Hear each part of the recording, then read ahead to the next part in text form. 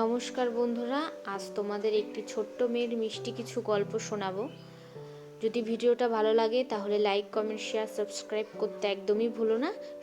আজ রবিবার, খুব মজা। বাইরে মনে হয় দাদু এসেছে, মার সাথে কথা বলছে, আমি ঠিক শুনতে পাচ্ছি। যাই একটু বাইরে গিয়ে দেখি। তুমি আমার সাথে কথা না বলে চলে যাচ্ছ কেন?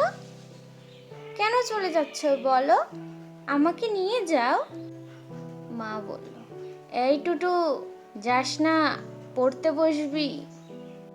দাদু বলল, পরে পড়বে খন রূপা, রুনুরে লয়ে গেলাম, পরে দিয়ে যামুখন।